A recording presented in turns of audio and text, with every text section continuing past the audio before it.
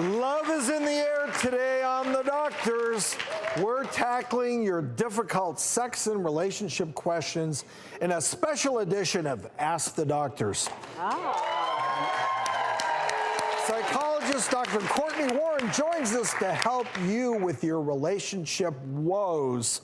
So our first question comes from Didi, and I see Didi in the audience. How can we help you? Well, I am recently out of a 20-year relationship, and I just want to put my best foot forward and not fumble. So I want advice about how to dip my toe back into the dating pond. Good question. And Dr. Warren, Courtney, Yes. we're going to let you take it away. Breakups are so tough, right? And you were in a 20-year relationship. Yep. This is like getting divorced. This is a long time. Yes.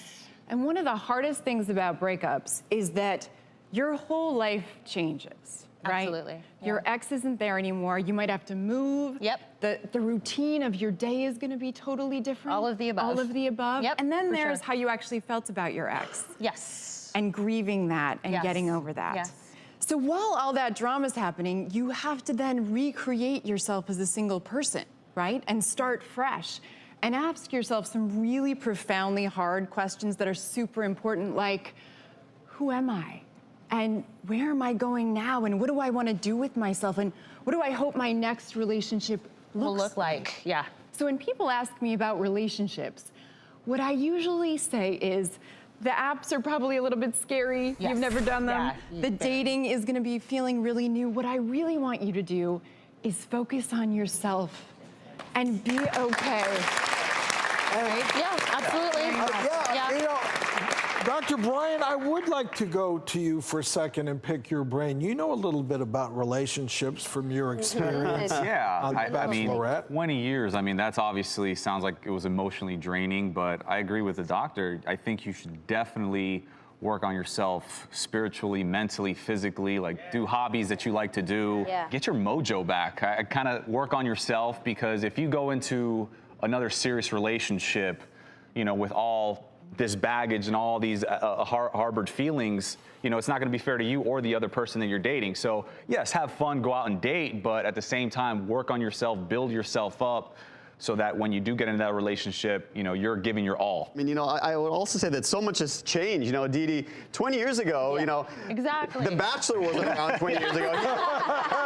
There were no apps. Couples therapist to The Bachelor, and Tinder wasn't around. You know, people weren't swiping left, Yeah. swiping right. They were actually meeting people. And you know, my only words of advice to you that I will say to you: there is a lid to every pot. That's what I tell the people that I treat every time. Yeah. And so go out there and just remember that there's a lid to, you know, the beautiful, intelligent pot that you are. Just go out and find your lid. That's what I'm going to leave Yeah. you with. Okay? Oh my And you are beautiful.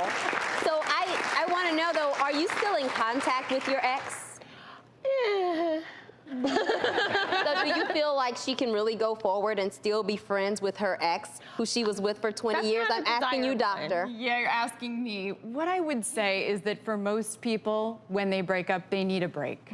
They need some time. Yeah. And it's possible that you and your ex could be friends, depending on your relationship at some point, and it's possible not. Right. But for the moment, No. I would say you need abstinence. You need some space I like to that, reinvent abstinence, yeah. yourself. Yeah, absolutely. I agree. Thank you. Sounds good. Well, Didi, best of luck.